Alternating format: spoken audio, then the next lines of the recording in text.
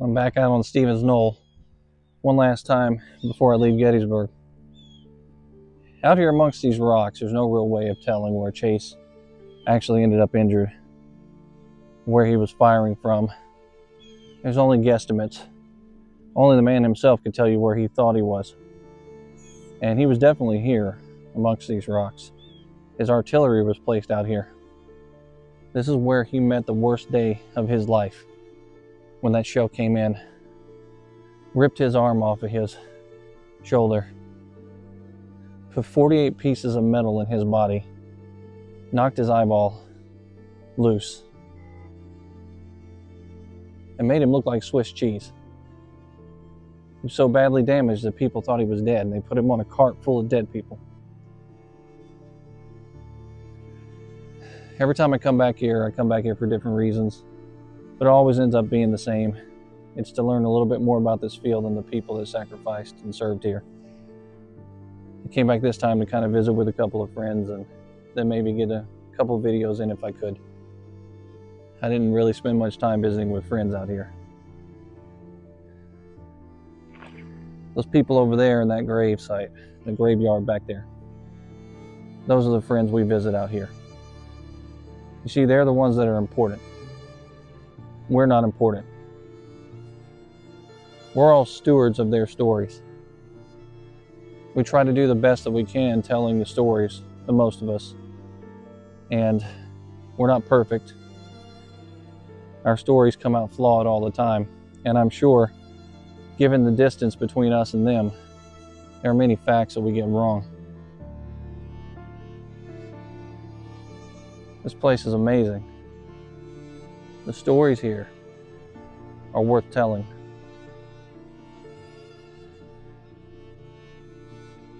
I stay humble every time I come out here. You see, I'm not important. I'm just a guy with a camera walking around telling stories. None of this is about me. It's about those amazing men and the people of this town and other towns just like it. The sacrifice during one of the worst periods in our country's history, during the American Civil War. That's what keeps us coming back here, isn't it? It's truly what keeps us coming back.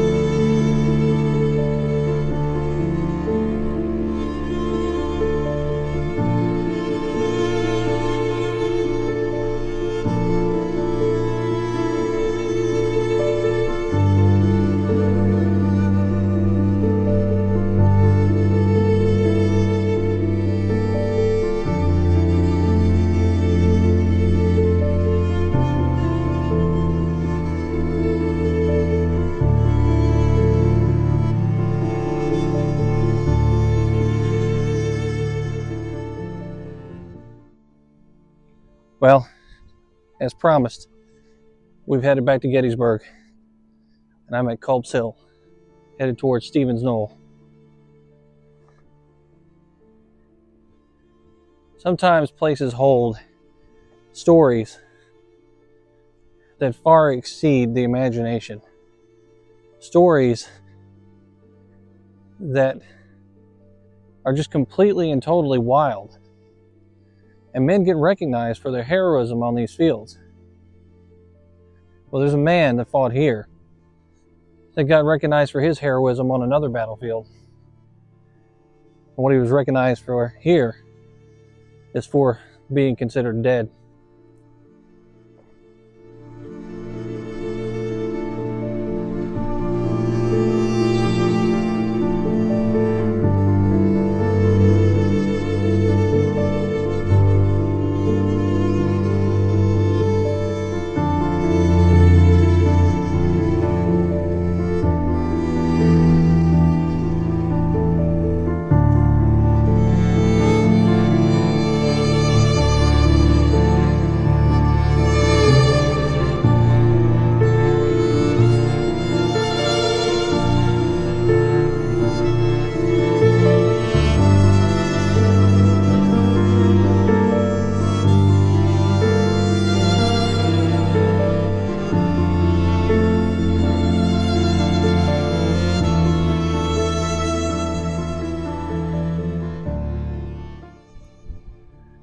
Now just directly over my shoulder here, where the sun's peeking through and the horseman is on top of that statue, that is Stevens Knoll. That's the location we've come to talk about today, with the young man who ended up being so badly wounded that they thought he was dead. His name is John Chase. John Chase was a cannoneer for the 5th Maine here at the Battle of Gettysburg. When they found him on the field, completely ripped apart by a shell that had exploded near his position.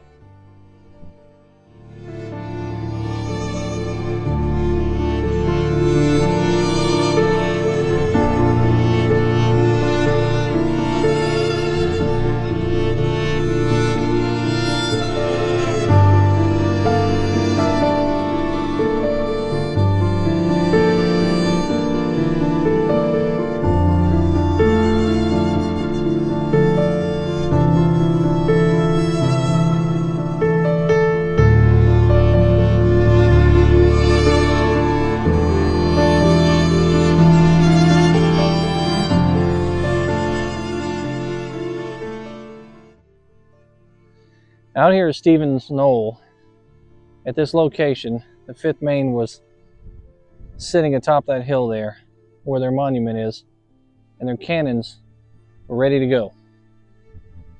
Now, John Chase had been in a fight before this, not too long before this actually, in Chancellorsville. And in Chancellorsville, he met a pretty bad situation with a lot of courage. And that courage saved his cannons and saved the day for his unit. Later, he would be awarded the Medal of Honor for that courage.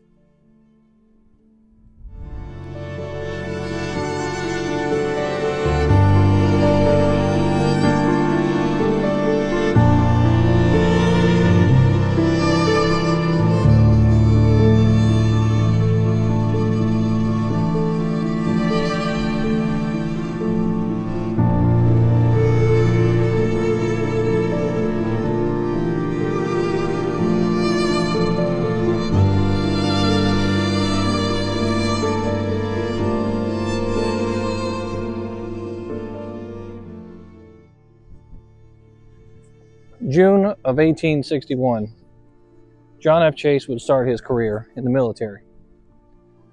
John F. Chase was a 20-year-old man and a farmer, and a married man at that, but he would have to put life on hold because he had something more important to do. When he first initially started, he was actually with the 3rd Infantry, but he was diagnosed with tuberculosis, and it took him a while to recover, and that's something normally people back in those days didn't get over. He was discharged from the Army because of it. Later on, he recovers, and by the end of the year, he ends up back in the military, this time with 5th Maine as a cannoneer. And that story would start to stretch out throughout the American Civil War to places like Chancellorsville.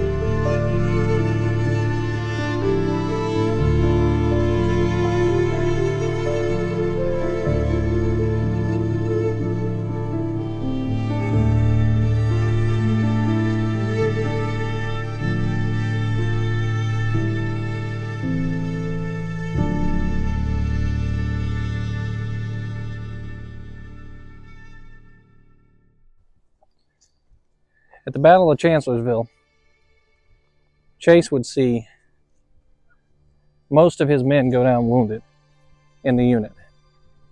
And as a result, he was left in a pretty sketchy situation. Chase kept firing his guns 7 times by one count until he finally had the ability to clear himself out. Then he dragged them off the field. Well, it wasn't so fortunate over here. Chase is on that hill right behind me there. He's got his sleeves rolled up, and he's about to ram home a charge into his cannon and get ready for firing.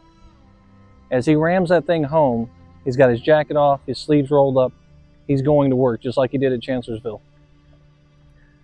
A Confederate cannonball comes from off in this direction over here and lands directly in front of where Chase is, exploding, sending shrapnel everywhere. Immediately, it blows the shirt off of Chase. It rips his right arm off just above the elbow. It knocks loose his eyeball. It sends 48 pieces of shrapnel throughout his body. And as he hits the ground face first, he's laying there in a puddle of blood, a bloody mess, and he's barely breathing or moving at all. By the time the men come around to pick him up, they think that he's dead. They picked his body up. He's not really moving or doing much. He's bleeding from every orifice, and so they sling him on a cart to take him to the rear. When he's looked at the rear, they mistake him for dead. So they throw his body onto a pile of dead bodies in a cart, and they wheel him on further out from the battlefield location. Now, I'm unsure of which day it was that he was actually injured. It could have been the 2nd of July, and it could have been the 3rd of July. But I know for a fact he was on that cart by the 4th of July. Because on the 4th of July, as he lay amongst the dead and the rotting corpses inside that cart, he starts to groan. And one of the attendants out there, the attendants who were looking at the cart, heard that noise.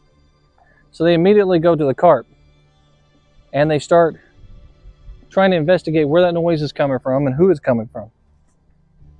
They realize this young man who's missing an arm, who should have bled to death by now, is laying inside this cart, moaning and groaning. But they pull Chase out of the cart. They get him to the ground. They try to clean up the wounds and see what they can do for him, and then they give him some water. When he finally gets some water into his mouth no doubt completely parched, not able to say much, the first words he uttered, "Did we win the battle?" Think about that. You're missing an arm. You have 48 holes in your body. Your eyeball is not functioning properly. And the first thing that you think to say is, "Did we win the battle?" That's a pretty strong individual right there. And a very brave soul. Very fortunate to still be alive. And that wound happened right over there on Stevens Knoll.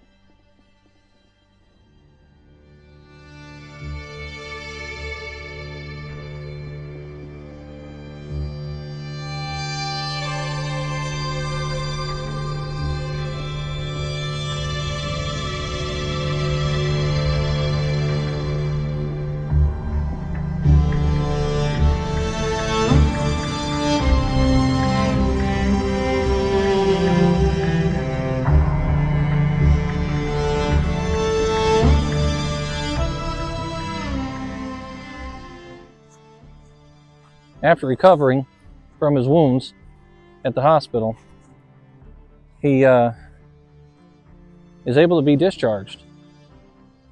Once he makes that recovery, he's discharged the same day as the first dedication here to the cemetery in Gettysburg, Pennsylvania, which is kind of ironic because today we're here on Remembrance Day, and we just watched the parade take place tonight. We're going out to the cemetery, and we're going to watch, or going to see the luminaries, the candles being lit and the names being read. John Chase was fortunate that he didn't die here on this field, and that he was able to move on with his life. And he ends up going back home to be with his wife. And I'm sure what happened here was something that he never forgot. He probably didn't remember a whole lot after he was hit, though. These fields are just something else. Today it's breezy, it's cool outside. The sun's starting to go down in the sky. Off in the distance I can hear a drum corps.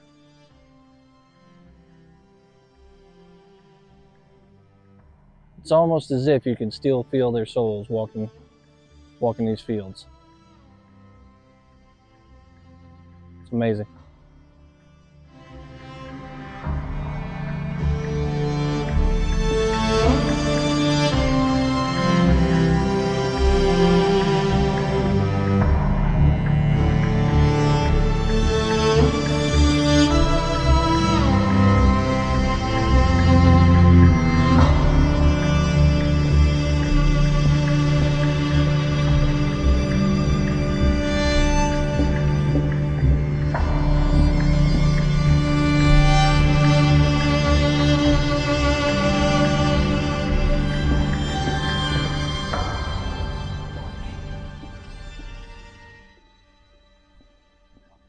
John moves on with his life, and in 1888, he's actually awarded the Medal of Honor for what he did at Chancellorsville. Moving forward, in 1895, he ends up relocating to St. Petersburg, Florida. He's actually one of the men that helps to really modernize and bring that place up to what it is today, really. He goes on to become an inventor of sorts. He has 47 different patents. One of them is called the Chase Arrow. And you've probably never heard of that because the Chase Arrow was actually the competition for the Wright brothers. It was one of the first designs for an airplane. He ends up passing away at the age of 71 with pneumonia. And between the years that he was with his wife, he manages to have 6 kids who all grow up and live full lives. His wife dies just before he does. John Chase was a real American hero.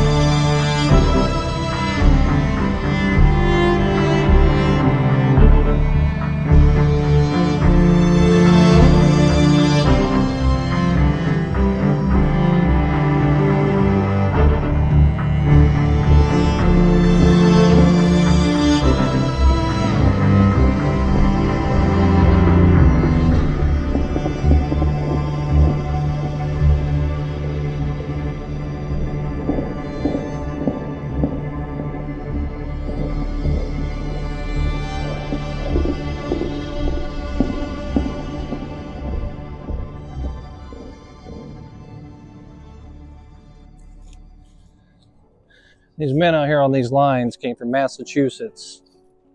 They came from New York, Pennsylvania, Maryland, many different places. Their opponents, North Carolina, some of them from Virginia, Alabama, Georgia. That's just some of the states that they identified with. John Chase was just one man out here on this field. And the story that I've given you about John Chase is but one story that took place right here at Gettysburg. Right there on that knoll, directly behind me. That's where it happened. I really hope you enjoyed the story we brought to you today out here on these fields. And I hope you come back and check out some more in the future. If you have any suggestions, you can always leave them in the comments. We do like hearing suggestions, and sometimes we do actually fulfill those suggestions. Make sure to hit that thumbs up if you like the video, and hit subscribe. That's the stuff that keeps these videos going, keeps me going. Till next time, this is History with Waffles.